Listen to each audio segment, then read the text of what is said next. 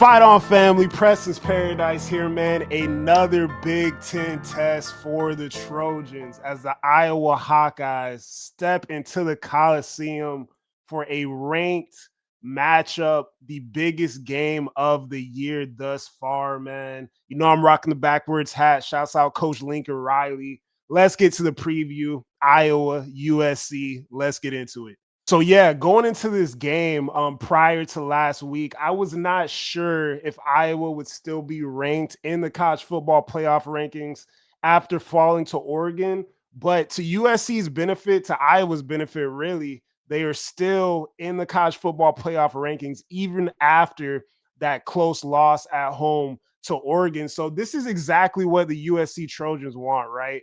We're gonna get credit from the committee if we're able to come out on Saturday and win this game against a very good Iowa Hawkeyes team that is currently a ranked team in the college football playoffs, right? So if we're able to win this victory, man, this is just more stuff, more positive things on our resume going into that Oregon game. And if we're able to win out, we would be getting two ranked victories headed into the playoff, man, if we're able to do that. So fantastic. I'm happy they're ranked, man. And we got a big game ahead of us this Saturday. Let's get into Iowa and what they're bringing to the table. Let's speak on some of these Iowa players, man. On the offensive side of the ball, obviously Mark Gronowski, coming over from South Dakota State University, right? Transferring in this season. 5 touchdowns, 4 interceptions on the season, 1,000 yards.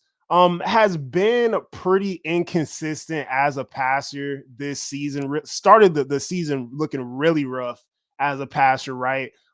At times will, throw ball behind people, throw the ball in front of people, have balls batted down. Can be inaccurate at times, and at times can be actually very accurate as well. But he's not a guy that's going to be throwing the ball 30 plus times a game. This is Iowa. Iowa is also throwing the ball less this season than they even did last season. He's running the ball. He's done most of his damage on the ground this season. 358 yards on the ground, 12 touchdowns, and averaging 3.8 yards per carry. He is also their second leading rusher on the entire team, right?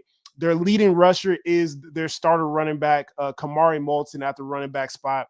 522 yards on the season, 2 touchdowns, averaging 5 yards per carry. And you also have Xavier Williams here with 255 yards and 3 touchdowns. They're running the ball, 159 yards per game, and really running the ball. 60% of their offense is running the football, man. So that's exactly what they want to do. They want to run the ball between the tackles. They have one of the greatest offensive lines, really the best offensive line in the entire country, man. Jennings Dunker at the tackle spot. Logan Jones, I talked about him preseason, really the best center in all of America, right? Their offensive line grade, PFF 93.9 and 82.9 run blocking grade. Like, they lean on you. They are tough. They are physical, man.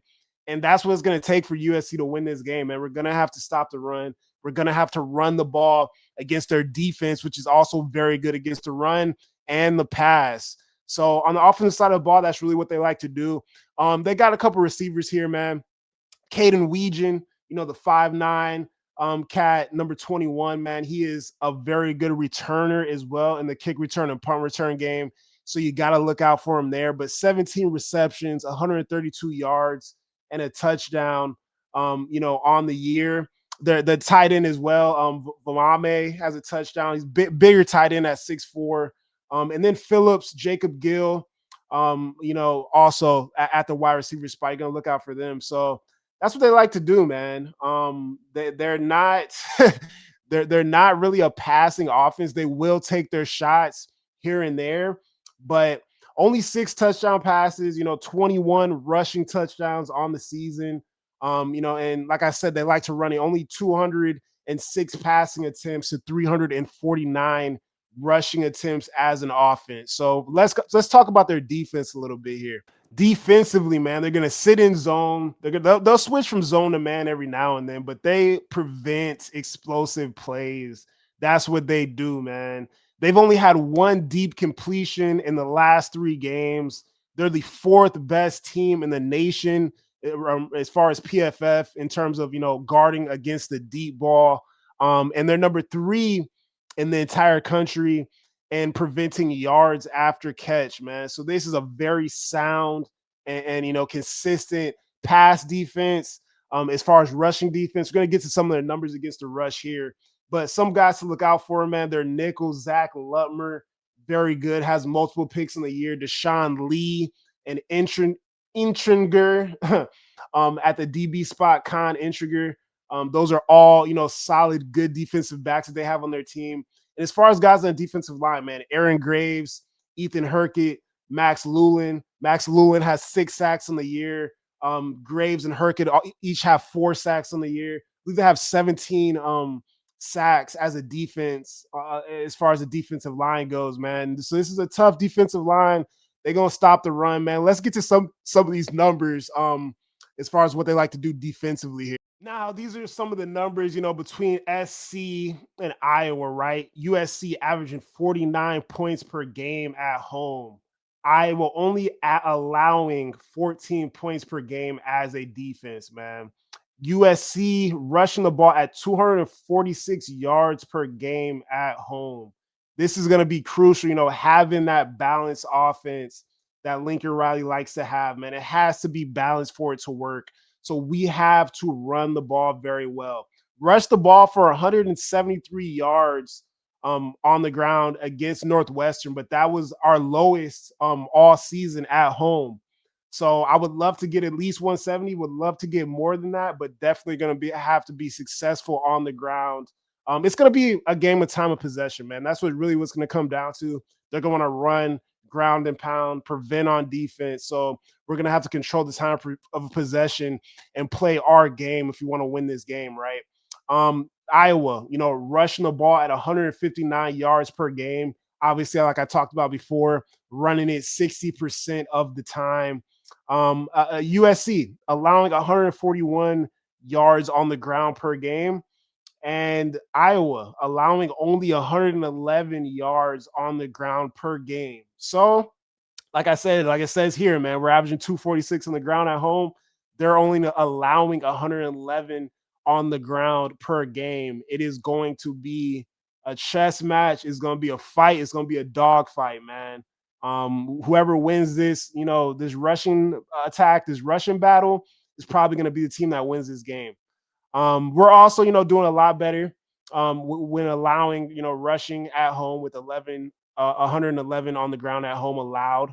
And USC averaging 330 through the air at home, but Iowa only allowing 148 yards per game through the air. So that's what they like to do. They got a great pass defense. They're going to want to stop us through the air and on the ground. But USC, we all know, is a different team at home in Los Angeles, man. So can we play our game in the Coliseum? If we can run the ball and make some things happen through the air, whether it's using those 2 tight ends, using the weapons like Mekhi Lemon and Jacoby Lane, and obviously leaning on our run game with King Miller, who's averaging more than 8 yards per carry right now. Had another really good rushing performance against Northwestern. That I think we could come out in the winning column when it comes to this game Saturday.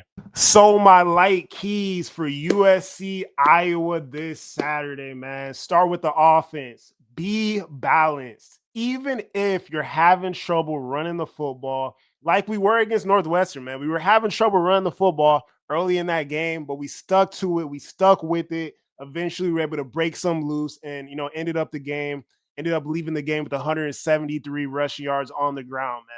So if you're having trouble, keep running the ball. Be creative, but not to a fault. I hear it may be rainy. Rain may be in the forecast. And who knows, right? It could end up being clear.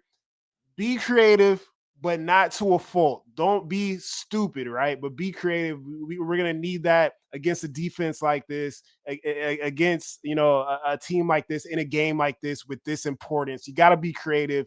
You got to pull out all stops, and we got to outcoach, man. The coaches got to be ready to go on both sides of the ball, offensively and defensively.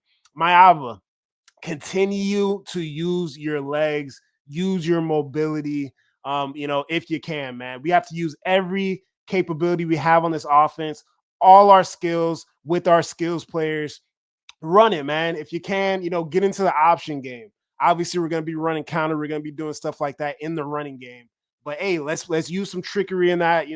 Some option stuff. To kind of make them bite.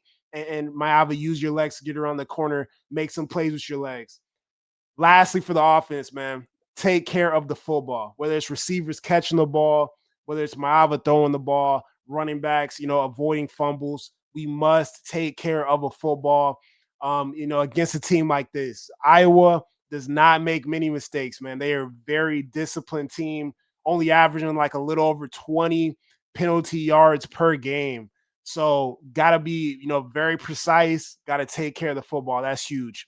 Defensively, man, in my personal opinion, you got to stack the box against this team. You know exactly what they want to do. They want to run with Gronowski. They want to run with their running game. They're going to throw that big offensive line at you. Stack the box, 7, 8 guys. Leave the DBs on the island.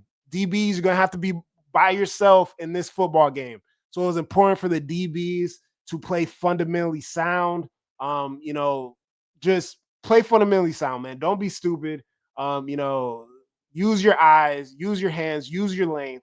Don't make any mistakes as DBs, but play fundamentally sound. As a defense, we want to push everything inside, man, with that heavy box and make plays on the football.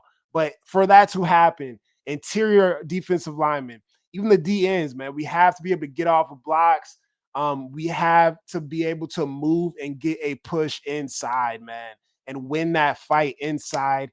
Get that push, get off those blocks, and allow the linebackers to navigate downhill violently. The linebackers have to navigate through traffic downhill violently and make plays on the football. Will we win this game this Saturday, man? I got USC winning this game. I think it's going to be a tough game. I think it's going to be an entertaining game. We're going to be fired up, man. I got the Trojans winning this one 27-14 in the Coliseum against the Iowa Hawkeyes, man, and marching on, becoming 8-2 on the year, man, and heading into Eugene, Oregon with everything on the line. So that's all I got for today, guys, man. This is the preview. USC Iowa is going to be a movie. We're going to be doing the pregame show Saturday morning. And yeah, man, can't wait to see it, man. It's going to be a fun afternoon on Saturday, man. If you guys enjoy the video, if you enjoy the content, please like the video, subscribe to the channel if you're new, man. And you know what time it is, man. Fight on. Let's keep it rolling. Let's get after it.